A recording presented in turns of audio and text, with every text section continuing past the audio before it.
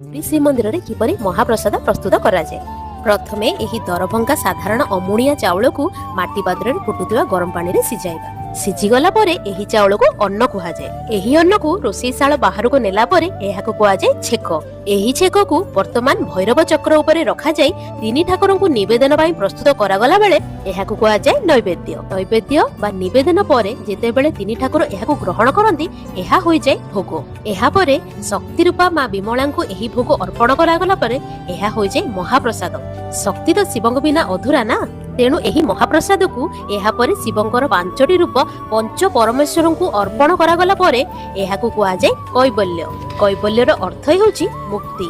ବିଷ୍ଣୁ, ଶକ୍ତି, ଶିବ ଏହି ତିନି ଠାକୁରଙ୍କ ପାଖରେ ପ୍ରସାଦ ଲାଗିଲା ପରେ ପ୍ରସାଦଟି ସମ୍ପୂର୍ଣ୍ଣ ଅଶୁଦ୍ଧିରୁ ମୁକ୍ତ ହୋଇ ଭକ୍ତମାନଙ୍କର ଖାଇବା ଯୋଗ୍ୟ ହେଲା ପରେ ଏହାକୁ କୁହାଯାଏ ଅଭଡ଼ା।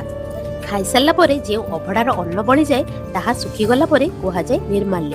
ଏହା ହେଉଛି ଏକ ସାଧାରଣ ଅମୁଣିଆ ଚାଉଳରୁ ନିର୍ମାଲ୍ୟ ହେବାର ଯାତ୍ରା। ଜୟ ଜଗନ୍ନାଥ।